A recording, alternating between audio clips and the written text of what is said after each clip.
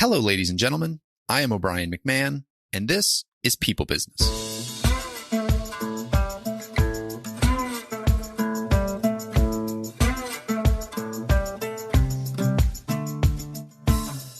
In this episode, I am joined by Jon McGraw. Jon is the founder of Vision Pursue, a coaching and consulting company that helps individuals and teams perform at their best by focusing on mental performance and brain science. This is a fun conversation. It's a fun topic that I have been thinking a lot about. How do we perform at our best? How do we feel at our best in every different environment? And we unpacked a lot in this conversation. Jon is a wealth of knowledge, both in the science and the practical application, and pulls from a lot of different resources and offers a lot of different starting points and tools and tips and things that you can actually put into practice right away. Even in this episode, we take a little break to practice some of what he's preaching at the end of the episode. And I think that there's a lot more that you can use as soon as we're done. We cover everything from defining mental performance to talking about purpose and how the way that we frame our purpose impacts our performance. We talk about the value of sleep quality. We talk about what happens when money gets introduced to an activity and how to continue to move through life in a playful way. We talk about procrastination and escape activities and how to get out of certain behavior patterns that are not serving us any longer. If you are interested at the end of this in reaching out to Jon or his team, I would encourage you to do so.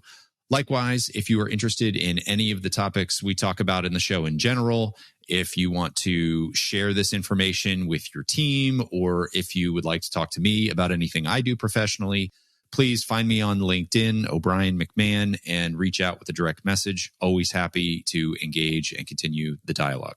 That said, and without further ado, here is Jon McGraw. Jon, welcome to the show. I'm excited to have you on, one, because I just love talking about mental performance and how we get our heads right. I think it's just an endlessly fascinating topic. And then two, from a practical standpoint, you work with a good friend of mine and locked in at Kansas City, and she has raved about the work that you have done with her. So you come highly recommended, and I'm excited to dive in. So welcome to the show. Well, thanks so much for having me, and hopefully I can live up to the hype here. Yeah, no pressure. Shout out to Brooke Runyon. That's right. Let's just start at the beginning and sort of set the table for how you got into this. Would love to hear your backstory just on how you got into brain science and mental performance as a profession. Yeah, well, the neuroscience component was through my own history and experience with concussions. So I played football at the collegiate level and then 10 seasons in the NFL. I played safety and had a lot of concussions, quite a few documented where I was either unconscious or couldn't function, but then dozens more where I was concussed, but could still kind of play through it. And so retired in 2012 with the big concern being my long-term brain health. And so that was a strong motivation for me to dive into what we knew at the time around CTE and traumatic brain injury and how concussions affect the brain. And then also things that we can do to help our brains heal themselves, or like any other organ in the body, it's trying to repair itself. And then for me, hopefully prolong my brain health for as long as I possibly can. So it started off as just purely my own selfish motivation, right? To live as healthy a life as I possibly could. And then the neuroscience is what got me really curious about health psychology and performance psychology and all the different meaning-making systems that we inherit from culture and family, and then all the different ways that we can add to those meaning-making systems and have more tools at our disposal as we navigate this thing we call the human experience. Yeah. Well, and I'm glad you brought up both pieces of that, because that was the next question I wanted to ask you anyway, which is, you talk about being a mental performance coach, and we think about like, how do we get our mind right to a place where we could be most productive?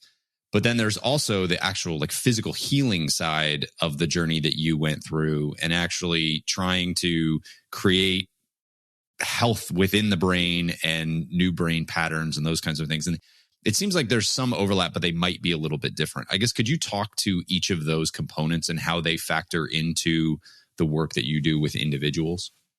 Yeah. So I like to think about it in two ways, and it's definitely an oversimplification, but the two ways we think about it at our company and the way we consult on it, there's the experience of what's happening. And that experience is very subjective. But we also have a lot of levers that we can pull to shift that experience. And then there's the response to that experience, right? Which then we tend to think about as performance, right? So how do we go out and actually do something and affect change in the world, or create or contribute, connect in ways that go beyond externally from ourselves, that's in a way that's meaningful, right? And that's aligned with our values and priorities. And so we always start first with the experience of what's happening. Most of that is happening at a very automatic level, an unconscious level, right? So we have a meaning-making system in our brain that helps make sense of what's happening. But then we can actually manipulate that. Like, there's ways that we can experience a moment differently than we have in the past.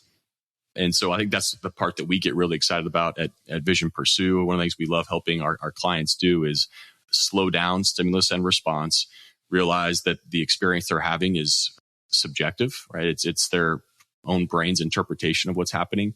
And then as you slow down that stimulus and response, you can introduce different tools and techniques to either run with that experience or slightly shift the experience, but ultimately choose a more conscious response regardless of your automatic brain's natural sort of default reaction to stimulus. And want to dive into that, but just like, when you do that, what do you actually see within the brain from a health standpoint? Well, so there's been a lot of studies on these different tools, right? So we use mindfulness and meditation as an example, right? Where we look at brain scans and you can see how the brain changes shape, how activity in the brain changes to different parts of the brain. You can see brainwave states shift from high beta or low beta to alpha. And you can see the central nervous system shift from the sympathetic to the parasympathetic. So very biofeedback, neurofeedback. There's a lot that we've learned in the last decade where we can see that our psychology, our neurology, and our physiology, it's all one system. It's all very intimately connected. And we can use different levers. We can use our physiology to influence our psychology and our neurology. We can use our psychology to affect our neurology and our physiology.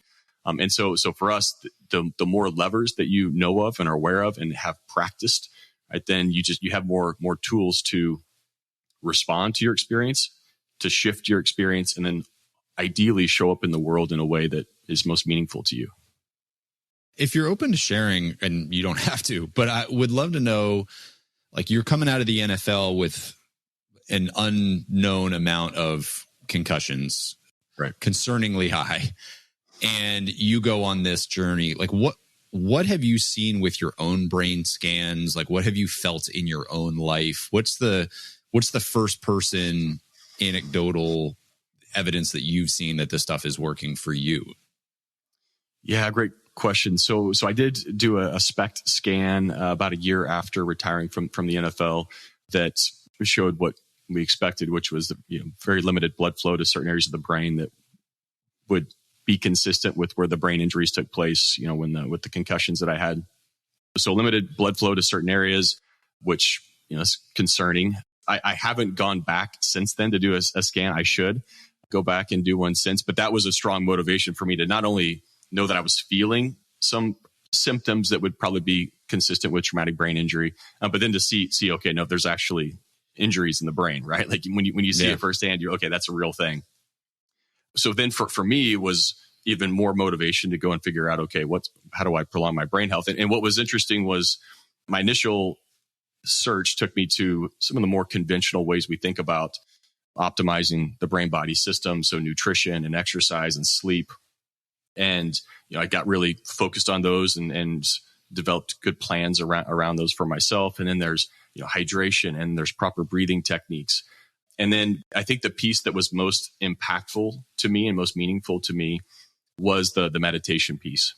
And I'd had some misnomers and misconceptions about meditation growing up. Didn't really understand. I thought I knew what it was, didn't really understand what it was. And so then I began to dive more deeply into it. And a lot of people that I was looking up to, and a lot of the research around especially traumatic brain injury and brain health kept coming out that, hey, meditation and mindfulness are useful, proven techniques.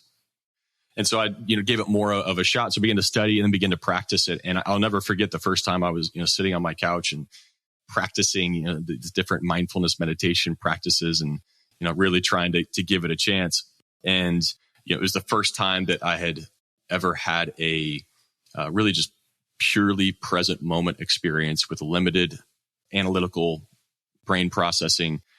I wasn't trying to make sense of myself or the world around me. There was no past or future. Like, it was just a pure present moment experience. And I felt this huge internal shift. I just felt my entire system internally shift. And then it just went to this really peaceful, enjoyable state. And I wasn't achieving. I wasn't doing. I wasn't, in the past, I always had to be doing something to enjoy life, right? There was this, it was like sitting and doing nothing that just didn't make any sense. In fact, it almost was like a sin, right? To not be productive and doing something. I may struggle with that myself. And so I was a, high achiever, just hard driving person my whole life. And that was my success formula. It was also my Achilles heel, my kryptonite. And meditation taught me how to just sit and be still and enjoy a moment. And of course, there's significant health benefits with that when you shift out of your central nervous system and you get into these deep relaxation techniques, which release serotonin in the brain. The serotonin helps reset the dopamine pathway. So it's this ambition and contentment, kind of opposite sides of the same coin. You need both. And we all need, especially hard drivers, need some form of deep relaxation techniques to help reset that system. It was the most kind of liberating experience for me. And then began to practice it consistently and immediately noticed improvements in my just brain performance, overall life experience. My ability to handle stress and difficulty went up. It was a really significant shift for me personally, and something I wish I would have had when I was playing ball, because it would have been a game changer for me. Yeah. What do you think it would have done for you while playing football? Yeah, it would have helped me turn it off. I didn't know how to turn it off. I was playing the game all the time. I was overtaxing my central nervous system, creating inflammation in the body. A lot of injuries that I had were a lot of soft tissue injuries. And I didn't know how to rest and recover. I'd come home Sunday nights after a game, and you kind of live for Sunday nights, right? You kind of like, the game's over and you get just a chance to relax, spend some time with your family. The kind of the pressure's off, hopefully if you played well and you won, right? And so you get a few hours of just, right, where you could just let go. The problem is that I couldn't stop playing the game in my head, right? I'm playing it over. I'm laying there in bed Sunday nights, and instead of sleeping, I'm playing the game over and over and not realizing that I'm releasing adrenaline and more cortisol into my system, right? As I'm thinking about all the plays and the mistakes that I made. And so I don't begin the recovery process fast enough. Of course, sleep is vital to recovery. And so I didn't have an awareness of how taxing that was to not only me, but my family, the people around me. And I would have had a much better system for managing that part of the game. Yeah, no, it's interesting. One thing you said, which is hard drivers especially need to have relaxation techniques. Can you just unpack that a little bit more? Yeah, absolutely. So, and I love the work of Dr. Andrew Huberman. Probably a lot of your listeners have heard the Huberman podcast, and he's done a great job of educating all of us on dopamine and a lot of other things, but in particular dopamine, and understanding what dopamine does in the brain and body. And so dopamine is the pursuit molecule that motivates us to go and achieve and do anything, right? So it's not the pleasure molecule, it's the pursuit molecule, motivation molecule. And hard drivers tend to have a lot of that. They just want to get going. And there's a built-in reward system, right, where they keep just getting more and kind of chasing the next thing. And that's fantastic. The problem is that if you don't have a way of resetting that circuitry, that system, you eventually run out of dopamine and you burn out, right? And you see this a lot with high performers, high achievers. Like, eventually they just hit a wall. And sometimes it's a really costly wall, right, where they're checking into rehab and there's some major life changes that have to take place, right? So the idea is that ambition's great, but you have to balance that with contentment. You have to know how to turn that system off and shift out of go to just sitting, being, right? And there's different practices, different techniques, gratitude practices, meditation, mindfulness, like just learning how to shift out of, we call it an A to B, right? Where B is primary. I got to get to B. So life is always really happening somewhere else with someone else, like doing something else, right? Like, and what it does is it marginalizes what you're doing right now. And so it turns your primary purpose in life to something other than what you're doing right now. And anytime you do that, it diminishes the quality you're bringing to what you do right now, which then diminishes the experience of what you're doing. And then it actually becomes sort of this self-fulfilling prophecy where, no, this actually is boring, or this actually is a waste of my time, or I should be doing something else. And so then we can't really enjoy life until we get to where we think we should be. And then we get to where we think we should be. And then, of course, B is moved, right? Like the life is shifted. It's actually, nope, it's around the next corner. And we're like, oh, okay. And so we find ourselves just chasing our tails and running around corner after corner, hoping that that's going to change. And so that there's nothing wrong with that, right? So I want to, for all of your hard driving alphas out there that are, go. That's a great thing. Just know that that system needs to be reset. You've got to give that system a break. Otherwise, it will wear out eventually. I love the kind of subtle reframe that you gave to always moving the goalposts. We hear about that a lot. Like, oh yeah, well, when you get there, then the goalpost will move, and this, well, I'll be happy when sort of never happens. But I like what you said about, and you can reframe this if I get it wrong, but the purpose never being what you're doing right now. I think that's interesting. And like, you just had me like thinking through the activities that I do. And I do think that is a problem for me. And I would imagine it is for others too, that like you're doing the thing right now so you can get to the purpose thing. Like the purpose thing is never just in the moment, being present, doing the thing that you're doing. So I guess the question, how do we do that? That's the work that you all do, helping people slow down, and the tools that you help clients put into practice then. Absolutely. Yeah. We teach a variety of mental skills. We have a system that we implement for corporate teams, sports teams. We have a mobile app that we deliver that helps with the daily practices. But I mean, it's a really simple technique, like anyone could do it right now, like your listeners right now. The simple technique is, what's your primary purpose in life? And it's just to ask yourself that question. And it's always whatever you're doing right now. Right. But now what's helpful, though, is that our analytical brains think in a very dualistic way. So it's either or. Either my primary purpose is this and it's nothing else, or it's something in the future or something other than where I'm at. And so it's an either or proposition. But we can think in more complex ways, which is that you can have multiple purposes, but you can think of it in terms of what's my primary purpose and what's my secondary purpose. Right. And your primary purpose is always whatever you're doing now. And it doesn't mean I don't have a secondary purpose, which is my next meeting or my next, right, wherever I'm going. But that's secondary until I get there. And then when I get there, that becomes my primary purpose. And so a helpful mindfulness practice is just to reflect, hey, what's my primary purpose in life right now? And for you and I, it's to have this conversation. Like, this is the most important thing. This is our primary purpose in life. Yeah, I love that. And there's a ton of power in just like letting go of everything else in the present moment to say, this is where I'm supposed to be. This is what I'm supposed to be doing. When we prepped this, you said that societally we have an addiction to purpose.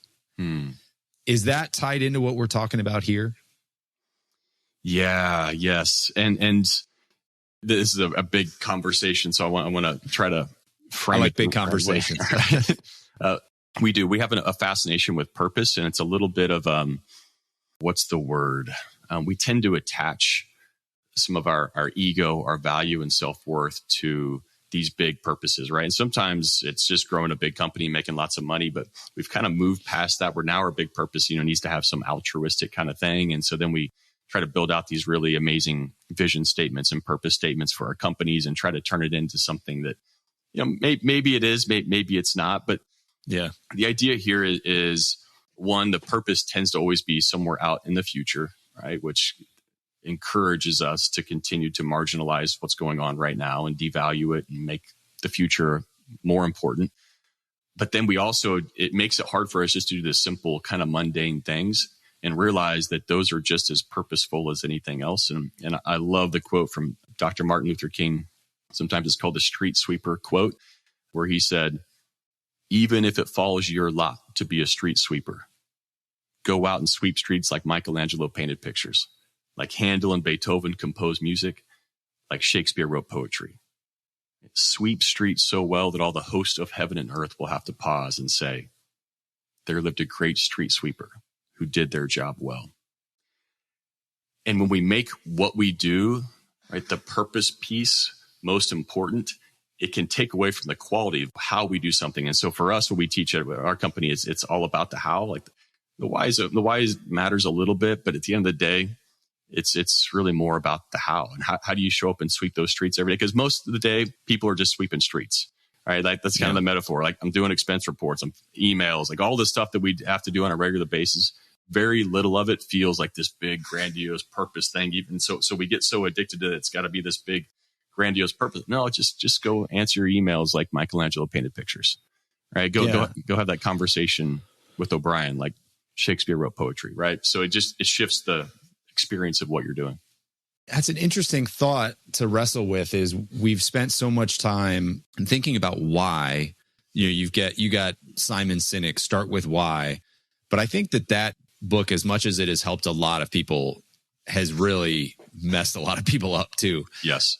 And to your point, it does feel like the why has to be saving humanity, or it's just not good enough.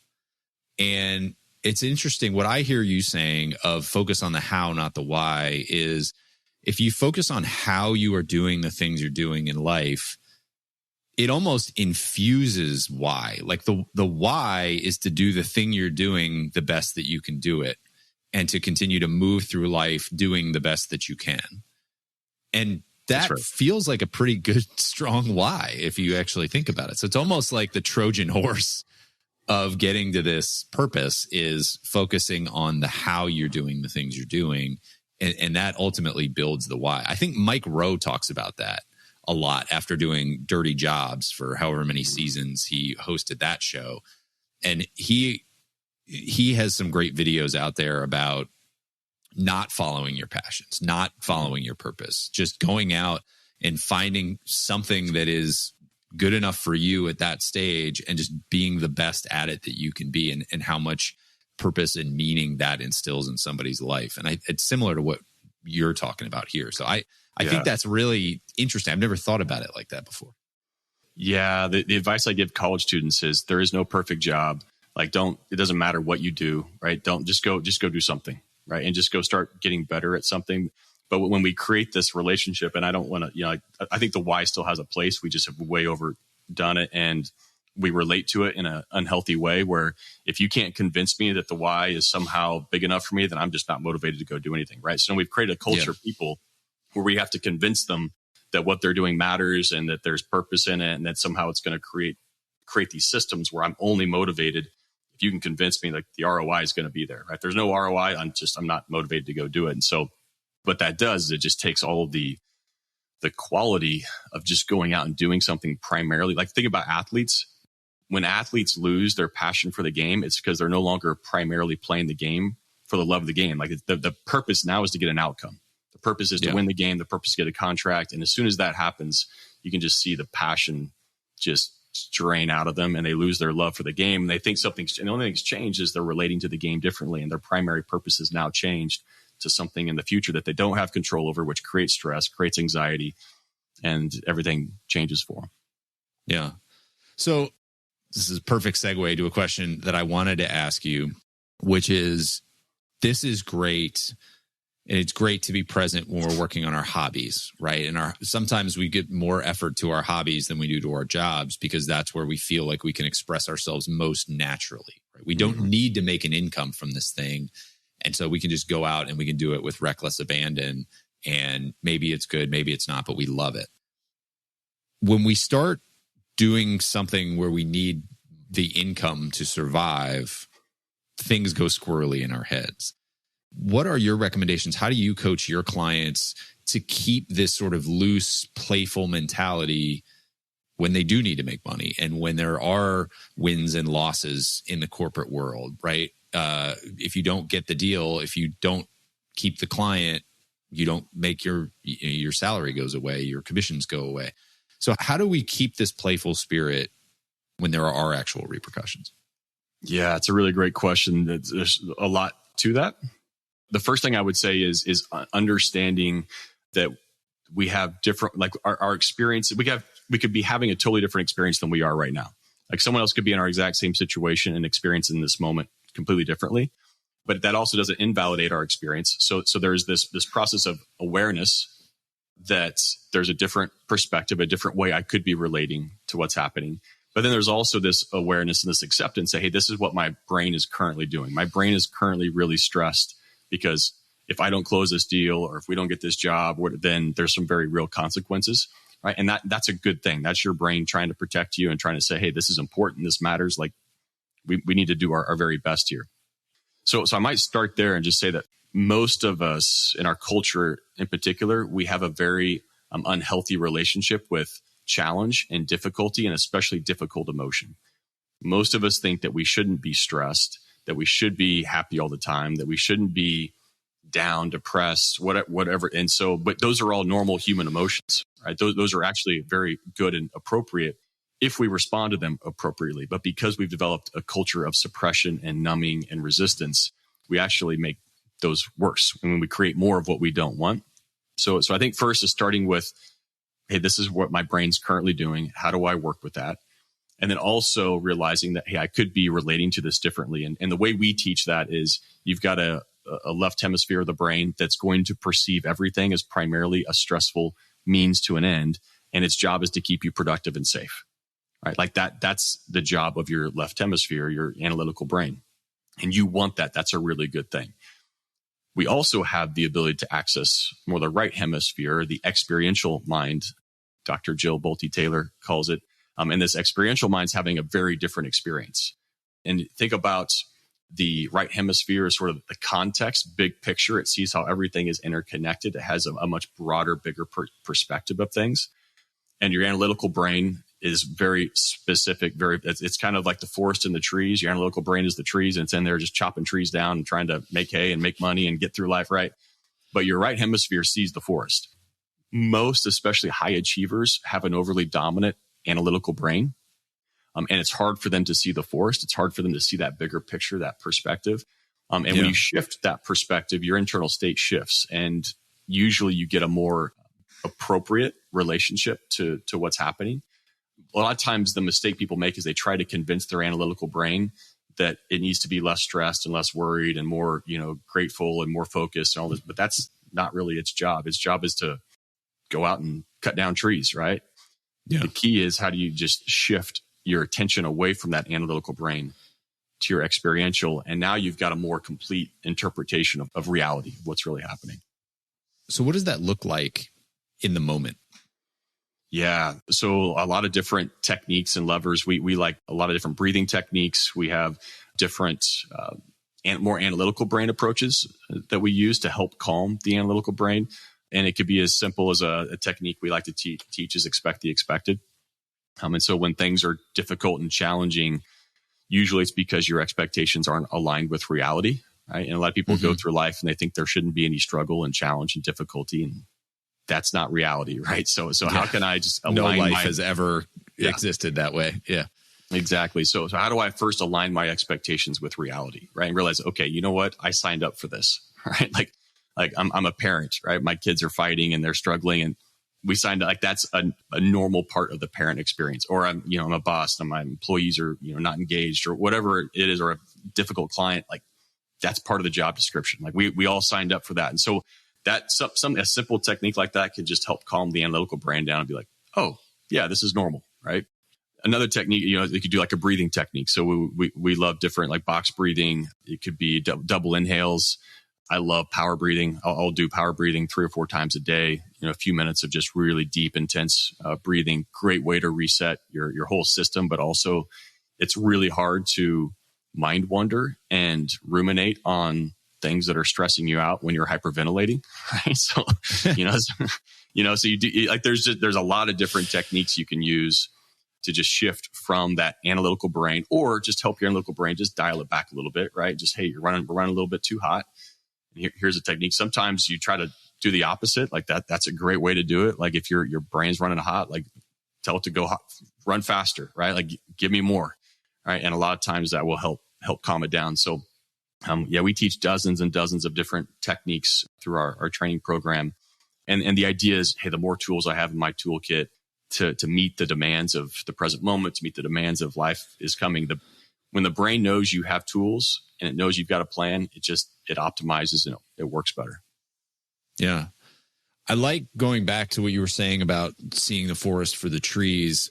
It was interesting. I work with a coach, and we had a session the other day, and we were just talking through kind of what was going on in my life. And I recently published a children's book. I have had a lot of people comment on that. oh, like, it's so cool that you do all these different things. And I appreciate that. But for me, I'm kind of like on to the next thing. How do I make these things happen? I've got all these things I want to do.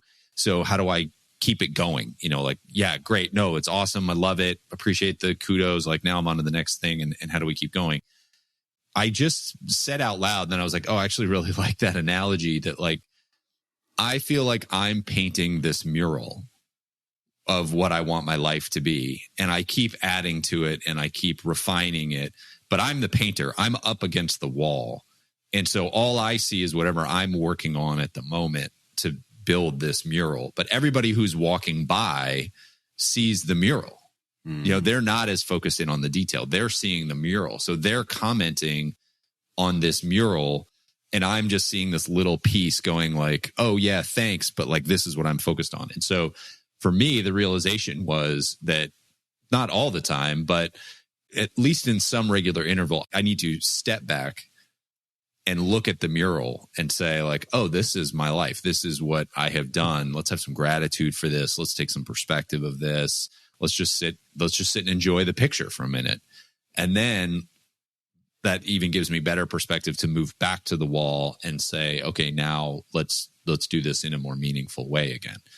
And it was just that analogy of painting the mural versus stepping back and appreciating the mural that just in that minute, I was like, oh, wow. And I felt something kind of shift in me like, oh, this totally makes sense and is a great mental health tool and productivity tool. Oh, I love that. I think that's a great analogy, metaphor, visual there. Yeah. Of zooming in, zooming out. Sometimes we call it. And sometimes, our analytical brain loves to zoom in. That's what its job is. Zoom in and get the job done and focus on what is most important now. And it's really hard sometimes to remember that we have the ability to zoom out, see the big picture, improve the quality of the work that we are doing, right? When we have that larger picture to see how all the dots are connected. Yeah. So I love that. Yeah. That's makes me think a little bit of football too, where the best players I ever played with, they could do that, right? So they could zoom out and take in a whole lot of information in between plays, right? Where it's down and distance has changed, time on the clock, position on the field, personnel changes coming in. There's a lot of variables that are changing, right? And then you get the call. If it's a defensive player, for example, you get the call. Now I got alignment, assignment. I've got a technique. I've got to match up to the offense. Now the offense moves, shifts, right? Motions. Now I've got all my adjustments. I'm running through that. And then the ball snapped and boom, I got to get out of that analytical thinking and I got to drop in and trust my training and just react, right? For 4, 5, 6 seconds. And then the play's over. Everything's changed. Now I got to zoom back out and I got to see how all the pieces are playing. And then so this ability, I think in life, I love what you just brought to the conversation there, the zooming in and zooming out, but doing it really consciously and intentionally. Yeah. Well, I think there's two aspects to it, right? There's I think you and I are saying the same thing, but like different sides of the same coin, which is like, on the one hand, you can just step back and appreciate it and just say like, okay, let me just reset here. Let me sit in this moment of gratitude and sort of be present moment focused. And then there's also the performance aspect of it, which is you can step back and say, oh, let me take in this whole thing so I can see more clearly what needs to happen in the next moment. And I think they're the same, they're cousins maybe, but it's hugely impactful exercise in both, however you use it. But I think using it in both capacities is important. I do too. Yeah. Great distinction. Yeah. Yeah. Zooming out also allows you you can enjoy and relax and appreciate, but it also does give you, I think, an edge, right? Where you can see the big picture too. Yeah. Well, and you talked about Andrew Huberman. The other sort of podcast du jour is Jocko Willink's podcast. And he talks all the time about detachment. And this is what it is. And he tells a story about how he was a young Navy SEAL and they were doing an infiltration into an oil rig. And the enemy was pinning them down on the top of this oil rig. And, it was all pretend they were training, but they were stuck. And like, he was sitting there waiting for somebody to tell him what to do. And nobody said anything. And he just like pulled back, like literally stepped back from the firing line and looked down and just had this moment of clarity where he kind of saw the big picture and he barked out an order and it just got everybody moving again. And they wound up going in and completing their mission. And for him, it was a realization that actually physically taking a step back and seeing what's going on. And he talks sort of ad nauseum about how he coaches his clients or had coached his SEALs to physically take a step back, even if it's just like push yourself a little bit back from the table just to see what's going on, take stock, and then you can re-engage again. And it takes practice to do that on both the sort of tactical side and just the sort of appreciation, gratitude side. It takes a lot of practice to remind yourself to do that. It does. Yeah. That's a great story, great example of just a simple technique, simple movement, right? Using your physiology to help shift your psychology and relate to the challenge in a different way. Yeah. So we're kind of tiptoeing into this, but wanted to address it specifically, which is these techniques are great. This sort of gratitude is great. This playing at life is great. But people do have goals, and people say, well, yeah, okay, I appreciate that. I want to be the best street sweeper I want to be, but like, my calling is not to be a street sweeper. I want to go out and I want to achieve something different. How do you help people sort of keep the long-term purpose, keep that big vision, and be present in the same moment, and sort of address the voice in their head going like, yeah, but if you give this up, you're not going to be as successful as you could be? Yeah. So I think it's a both and, right? So it's not either or, it's both. You can have goals and you can have ambition and you can have a clear vision for what the future looks like, but be careful of your relationship to those, right? Those goals, and just know that the future is never going to make you happy. No achievement's ever going to make you happy. There's no amount of accumulation or acquiring that will ever validate your self-worth.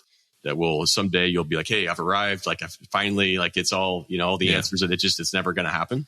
So as long as you understand that going after those, like it's great, go after it, enjoy them, but just know that it's going to be the enjoyment's going to be fleeting. The dopamine's going to turn off at some point, right? And it's not going to fulfill you. Most people make the mistake of is thinking that this big achievement, the fulfillment of this vision, that somehow it's going to be different when you get there. And it's just not, because that's not the way that the brain works. If you can't be happy now, you're not going to be happy in the future. Unless we're talking some extreme examples, where someone's not safe or something like that. But in general, yeah. That's makes me think of Jim Carrey's quote, which is, I hope everybody achieves their wildest dreams so that they can see that it's not going to make them happy. Yes. And it doesn't mean you don't go after it. Like it's fun going after something, right? But yeah, and you can go after something and still enjoy the process, enjoy the journey, enjoy the steps along the way. You can have your cake and eat it too, right? The problem is that most of the time in our culture, we've developed a reward system in our brains where the result, the outcome, the future is more important than the process of getting there. And so we turn off the dopamine, which is that pursuit molecule that Huberman talks about, where we should be getting drips of that all the way along and really enjoying that process. Most people don't enjoy the process because they've attached dopamine to the outcome, to the end result, versus the process itself. What's great about dopamine, again, is that we have the ability to consciously attach dopamine to whatever we want to attach it to. Right? We can attach dopamine to things that are naturally good for us, that our brain doesn't naturally attach to. So you can attach dopamine to eating vegetables. You can attach dopamine to difficult parts of life, working out, things that you don't normally enjoy as much. We have control over that, influence over it. Well, tell me more about that. How do we attach dopamine to things that we wouldn't normally think would be dopamine sources? Yeah. So one of our favorite ways, and Huberman talks about this, identifying the most difficult parts of life, whether you're on your journey. It could be personally, professionally, and I'll give you a couple examples of this, but identifying the more difficult parts and then being prepared in those moments to tell your brain, it's a little bit of self-talk, tell your brain, hey, this is the good part. And what you're doing in that moment is you're not saying this is the good part because it's fun or easy. You're saying this is the good part because it's hard and because I don't want to do it. But also when things are hard, when life is challenging, that's when we grow the most. Like that's when the good stuff happens, right? And it's also the same parts of life that all my competition is avoiding and procrastinating on. And so I can create a really distinct competitive edge here. And so you actually start to get excited. You train your brain to release dopamine, to get excited when things get hard or challenging. Right? Because there's an opportunity there. And so I'll give you an example. This is maybe 6-7 years ago. We got a dog. Our family got a family dog, and we got this little lap dog. He's a little Maltese Chihuahua mix. And I'm not a big lap dog guy. Like I'm more of a big dog guy, but kids wanted this, cute little Ewok looking dog. So it was fine, right? All good. We get Finn is his name. So Finn comes into our family, and Finn, turns out Finn has a lot of Chihuahua in him. And for your listeners who have ever had Chihuahuas, I've never had a Chihuahua. Very yappy, like the loudest, most abrupt bark coming from a tiny dog. It doesn't make any sense. It's like a heart stopping, and everything. He barks at everything. So Finn's barking at everything. Like I'm in my office trying to, lead teams and do meditations, and, Finn's losing his mind out, side of my office. Then he's having accidents all over the house. Long story short, like I don't have a lot of love for Finn. In fact, I have the opposite for Finn, like this disdain for Finn. Right. And so then I said, okay, maybe I should practice what I preach. And so I start doing this practice. And so I started just telling my brain, having Finn a part of our family is the good part. Having Finn a part of our family is the good part. And for about a week, I was just saying this, right? And then I would, even in front of my kids, I'd be like, guys, guess what? I think Finn's the best dog in the world. I just think he's the best. Like I love Finn, right? And I'm being a little facetious, right? But they kind of know what I'm doing. And I do this for a couple of weeks. I just start saying, I love Finn. Finn's a great dog. Within a couple of weeks, probably even a little bit sooner than that, like I just know, Finn's actually not the worst dog, right? Like he's not the best dog, but he's not the worst dog. And I start to notice this shift happening internally. And then I noticed that Finn actually starts behaving better around me. Right? It turns out I was stressing Finn out with my, negative energy. Long story short, I cannot tell you how much I love this dog. Like this, he is my ride or die. He trains with me in my office. Like I never would have let him in my office before. Like his barking's way better.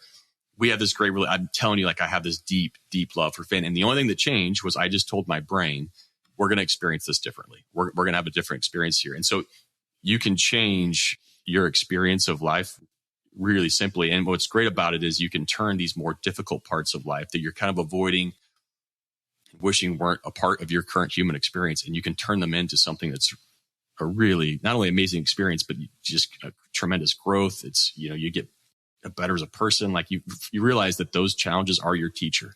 Like they're there for a reason, and you even become grateful for them. So let's take that example. And you're saying this stuff to yourself. You're reminding yourself of this.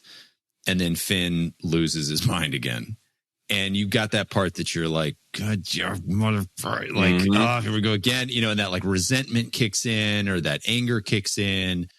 It's easy to go like, well, I'm supposed to love Finn. And you're like, well, I don't, I don't love Finn. Like I hate this little mongrel. Like that voice, those voices fight when you're trying to reprogram your brain like this. So what do you do with that voice when that kicks back in and says, no, like, hey, I get you've been trying this for a couple of days, but like this thing still stinks.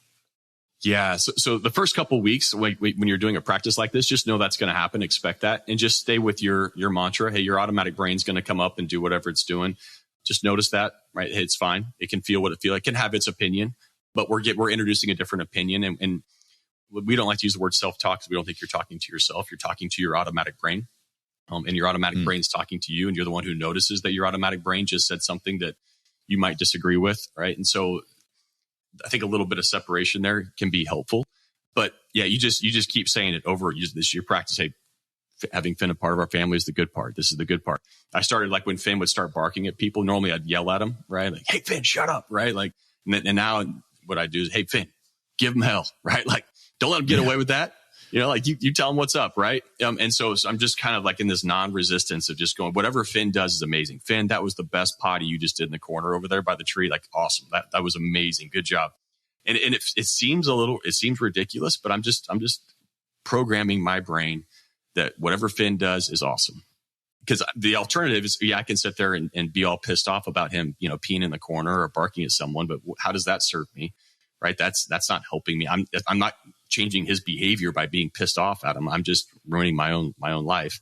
Right. And so I'm just introducing this non-resistance to Finn. Right. Like, and that's a different thing, because I'm not trying to control him. Now there's other areas in life where you're actually trying to control and create a certain outcome. So there's some nuance to this based on what you're trying to shift. But the good news is, and hopefully all your listeners understand, appreciate this, is that we can attach dopamine to anything that we want to. We can actually make things that are difficult and hard more pleasurable. and enjoy not only the experience of it, but then the growth that comes from it. Well, this is very timely because right before you came on, my wife texted me an image of the back of our white couch that's covered in blue crayon from either our 5-year-old or our 2.5-year-old this morning. And I'm going to go in at some point and we're going to have a conversation about this. And this is good just to think about, like, when you said, like, oh, that's the best crap you've ever taken in the corner. Right. Like, you know, hey, I love your creativity. I love you want to express yourself. This isn't where we do it. Let's talk about this and why this is bad. And do you see that this isn't okay? But like, hey, let's go express this somewhere else. Like, there's definitely a reframe there. Yeah. And I think one of the key points of this is give your brain permission to feel. Like, we're not suppressing. We're not telling our brain, hey, you can't feel that way. We're just introducing another possibility. And if I'm in just a kind of a bad place and I didn't sleep a lot last night and I haven't been kind of doing my practice and I'm just stuck in my left brain, like, there are definitely moments where I'm like, damn it, Finn, right? Like, I can go there, but I also realize that's more a reflection of the part of my brain I'm operating out of. And so that's a great awareness tool for me to say, okay, I'm going to go do some right brain activities. I'm going to get, shift the part of my brain that I'm using to interpret life right now. And as you do that, and this is something I've noticed with all the brain training that I've done, is that voice that comes in and is all pissed off at Finn, like, it just doesn't come up very often. I guess still occasionally, but not like it was coming up all the time. But that was the part of my brain that I was spending more time operating from. And that part of your brain, its job is to notice what's wrong with everything, how everything could be way better, and then alert you that, hey, life is not exactly the way it's supposed to be, right? And you can use that lens, or you can shift and use a different lens. And that's the beauty of mental skills training. Yeah. Well, I recently read Morgan Housel's new book. He got kind of famous for writing The Psychology of Money, but he has a new book out called Same as Ever. And it's all the things that never change in the world. And one of the chapters is it's supposed to be hard. Mm-hmm. Like, if things weren't hard, there wouldn't be a payoff for them. And so I've been thinking about that as a mantra for the last couple of weeks since I read that book. And just, you get into that place where you're like, oh my God, this sucks. And it's like, well, yeah, it's supposed to be hard. Like, you're doing big things. You're trying to achieve things in your life. It's going to be hard. It'd be weird if it wasn't. And it's just, I like that reminder. I love that. Yeah, absolutely. Shifting your expectations. And then also being really conscious of how powerful word labels are when we place them on something, right? As soon as we have an experience that is stressful or difficult or challenging, we come in and be like, this is bad, or this sucks, or this shouldn't be happening, or versus, well, it's kind of like saying, hey, this is the good part. So good is something that we normally reserve for things that feel good, right? Or enjoyable. And by intentionally placing a word label like good on something that isn't the opposite of that, it helps you realize that so much of our experience in life is an automatic label, based on an automatic label that we place on whatever is occurring, right? And we can change that label. So I just reached back behind me in my office here. Speaking of Jocko, my wife got this framed for me, and it just says good, period. And if you haven't seen Jocko's video about good, go watch that one. It's a great reframe on what you're talking about. There's one other thing I want to dive into here before we run out of time, which is escape activities. Mm-hmm. On your website, you have a pie chart, and it talks about how people spend their time, and a big one being escape activities. You mentioned alcohol on this already, social media, YouTube, eating what you're not supposed to be eating, whatever porn, whatever your escape activity is. How does your work help people stay on task or stay present and not need the dopamine rush of some of those escape activities? Yeah. So it's a great question. There's a variety of different ways.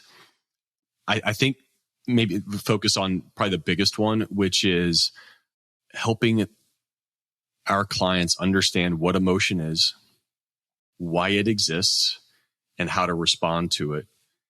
And going back to the word labels again, most people have been programmed that there are good emotions and there are bad emotions. And the good emotions are the ones that we want to feel all the time, and the bad emotions are the ones that we never want to feel. And that is a very dysfunctional relationship with emotion. So what happens is we have diminished our capacity to feel difficult emotions and sit with them and process the difficult emotions, get the information, the data that they're trying to share, because that's all emotion is. It's a data source. Get the data, and then also use an emotion is also an energy, and then use that energy and direct it towards what is aligned with our values and priorities, or just simply process it internally and not have to act or behave out of it. So in other words, emotional intelligence is what I'm talking about here. And when we're not emotionally intelligent and we haven't practiced increasing our capacity to feel what we feel without reverting to some type of default autopilot behavior or escape activity to make the emotion go away or to numb it or suppress it, that's what we've created. So once you understand what emotion is, right, it's a temporary chemical change in the brain and body that will pass. Once you understand what it is, why it's there, it's a data source and it's energy, right? Then I can choose how I'm going to use that data and use that energy in a really conscious way. And what you find is that, hey, difficult emotions, kind of going back to it's supposed to be hard. It's supposed to be difficult. We're supposed to feel these difficult emotions, and these emotions are safe. And not only are they safe, but they're really, really good, right? And so, but most people have been taught that emotions are not safe and emotions are not good. At least not all emotions are good. And that judgment makes it really difficult for them to not bury and suppress and resist and escape, right? And so now I'm stressed, so I'm going to go scroll through Instagram, or I'm going to do whatever my thing is to get away.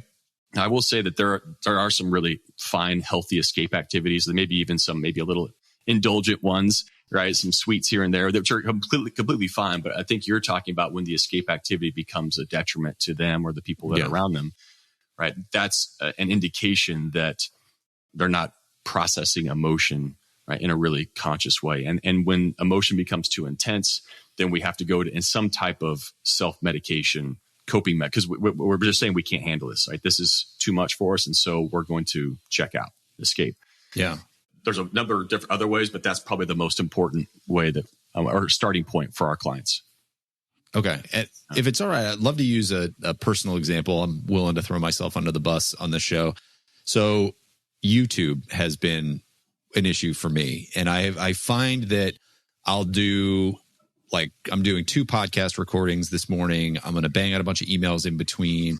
And I just I know that I'm going to get to a certain point where I hang up on the second one and I'm just like, oh, I just need a minute, and I'll just pull up YouTube. I'm just going to go on here for 1 or 2 videos. And then 30 minutes later, I'm pulling myself out of the rabbit hole.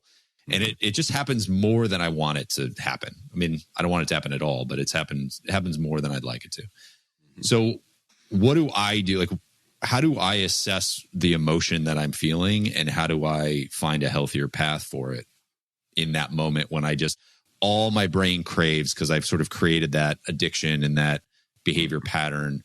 How do I catch that and get out of it? Yeah. So the first thing I would do is visualize that happening, kind of see yourself happening, see that happening, and then see yourself pausing just for a few moments, right? And kind of give yourself a goal. Say, hey, I'm going to sit with that. Okay, I'm tapped out. I'm toast. I just got all my, most important stuff done. I deserve a break. I need a little relief here. See that happening, but then see yourself giving your 10 seconds. I'm just going to sit here before I go to YouTube. I'm going to sit here for 10 seconds or whatever you feel like is a manageable amount of time, and then go to YouTube. Right. And the next time, see if you can go 30 seconds. Right. I'm just going to sit here for 30 seconds and then go do what you would normally do. And what you want to do is you just want to start to expand that space in between stimulus and response. Right. So stimulus is I'm stressed, I'm overwhelmed, I need a break, I need to check out. Response is I'm going to go jump on YouTube and just scroll for a little while. We just want to slow that down so it's not so automatic. Create a little space there. And then when you go into that space, you're just really curious. And you're not judging yourself because you know what you're about to do, right? You're about to go to watch YouTube. You're just sitting there, okay, I just want to notice what it feels like to sit here and just feel overwhelmed and stressed and exhausted. And this is okay. And what you're going to do is you're going to start to try to expand that space and realize that space in there is really, really good. And then what it also does, it's going to allow you to potentially choose an alternative.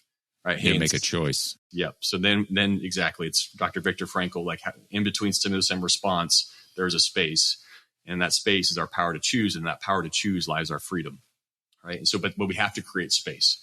So just start, and then the more space you get there, then the more chance you have to say, okay, I'm going to go and play the piano or do something else that will help me relax versus YouTube or something else that might be a little more productive. Yeah. Take 4 minutes of box breathing or something like that. Yeah. Yep. Exactly. Yeah. That's great. And hopefully that's helpful for other people too. I've actually seen that. It's funny, as you were talking about that, I found this with alcohol too. Like if I wanted to drink less at happy hours or something like that at work, I wound up going in and I would have the first drink I'd have be a non-alcoholic beer.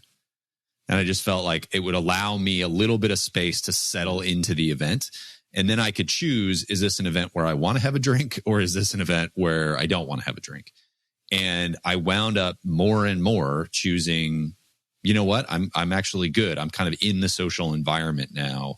I'm feeling the good psychological effects of being out socially and having these conversations. I actually don't need the alcohol. But if I went in and the first thing I did was go up and order a drink, then I was drinking.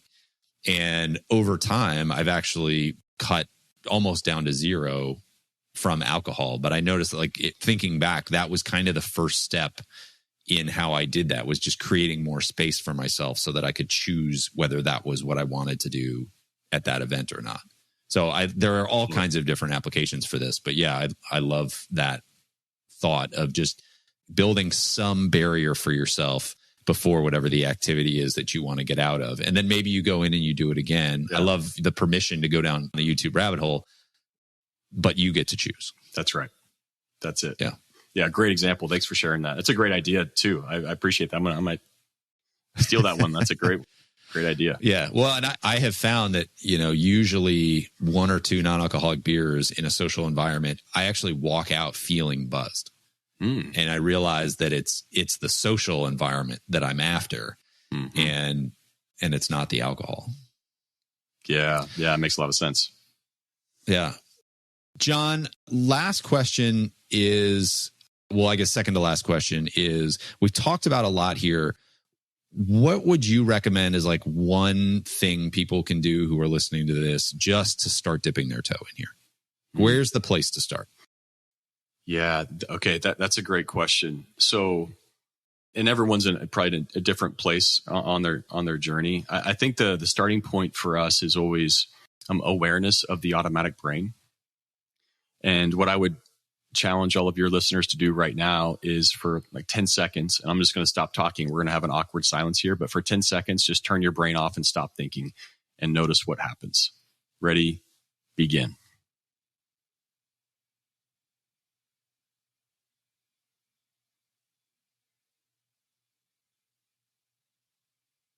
And stop. That probably felt like an eternity to most of you. More than likely, your brain didn't stop thinking, right? Your brain probably started going, what are we doing? This is weird, right? This is empty space here. What do we do with this? And so the awareness from that is realizing that there's an automatic brain. There's a part of your intelligence that's talking and thinking all the time, and it's not you. And how do you know that? Because you just noticed, you told your brain not to think, and it thought anyway. It was actually talking. And the problem that we make is we identify with that talking. We think that talking is us, versus realizing, no, it's a part of your intelligence, and its job is to help interpret the world and serve up its interpretation, its opinion, perspective of the world. And we get to decide what we do with that information, with that data. And sometimes that information's spot on. It's really helpful. And sometimes it's not helpful at all. But the starting point is realizing, okay, you have an automatic brain that's thinking without you, doing it on its own. And that awareness can be really, really helpful, right? We just start to spend more time noticing and observing, wow, there goes my automatic brain again. Right? And so then we can start to take all the thoughts and judgments that it serves up with a grain of salt. Right? And again, sometimes those are spot on and sometimes they're not. But awareness is sort of the beginning of introducing space between how our automatic brain perceives the world and then the reality of what the world really is. So that's where I would start, right? Is just kind of getting really curious about, wow, okay, yeah, I just told my brain not to think and it thought anyway. So who's doing the thinking here, right? Who's actually running the ship, right?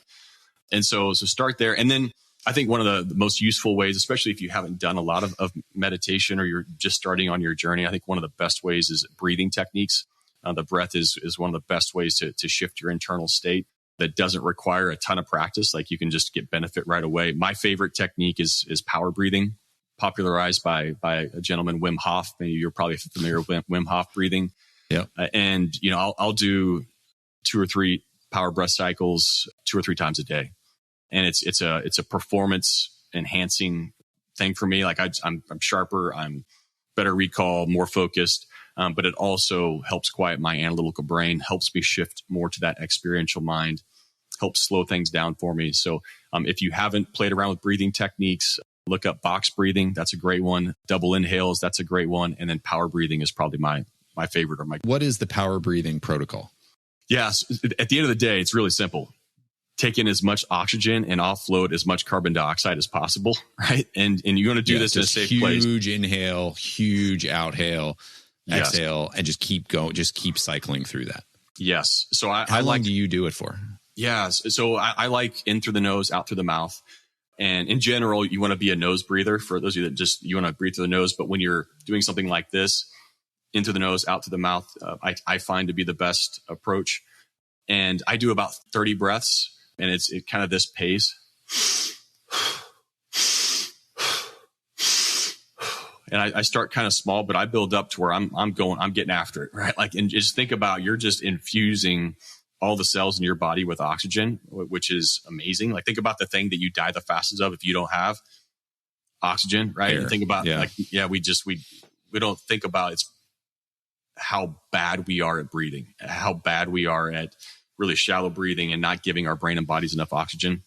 So I'll do 2 to 3 cycles of that. So about 30 breaths. Do that about 30 times, take a break, do another one. Right after that, I'll do another 30 of them. I'll do that 2 or 3 times, and that's my normal practice. I'll also do some extended power breathing, sometimes called holotropic breathing. Some of your listeners might be curious about, and if you need a bigger reset, holotropic breathing is a really great tool just to kind of reset your whole system. But yeah, power breathing, it's where it's at. Hopefully all your listeners will give it a try. Well, there's a ton in here for people to use. Let's all start with some power breathing, recognizing that our brain is talking to us and building that space. And then any of the other awesome techniques that you have talked about here. Jon, where can people find you and engage with you if they need more Jon McGraw in their life? Yeah, thank you. I appreciate you having me on. And so our website is visionpursue.com, visionpursue.com. And we work with corporate teams and sports teams. One of the things that's unique about our approach is, especially in sports, the approach for a long time has been more of a one-on-one approach. Like, mental skills training is more kind of individualized, and our belief is it's not. It should be done as a team, as a corporate team, as a sports team, as a coaching staff, as a leadership team. These are practices that you should be doing together. So just like a strength and conditioning program, like every athlete, think about a sports team. They're not all have their own strength and conditioning coordinator, and they're all doing individual. They all do it together, because that's how they come together. Now, there's some nuance based on position and but 80% of strength and conditioning, it's all the same. Like, they're doing it together. Same thing with mental skills training. 80% of it is all the same. We all need the same tools and need to be practicing them. We need to be developing a language together. And so that's what we built, is a systemized approach to mental skills training for small teams, large teams, corporate teams, sports teams. And you can find us at visionpursue.com. Awesome. Well, everybody, wish you a lot of success in implementing these skills. I think even just as I've been tiptoeing into them, it's interesting. You don't actually have to change anything you're doing to change how you feel about the things that you're doing. And that's I think what Jon's work is really all about, if I can say that. That's well said. I'm going to steal that from you. Well said. Please do.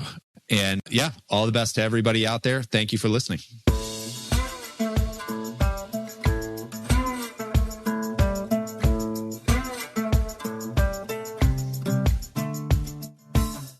Hey folks, one last thing before you go. If you enjoyed the episode, make sure to hit subscribe so you can stay up to date with future guests. That's it. Thanks for coming. Go make the most of your business and the people in it.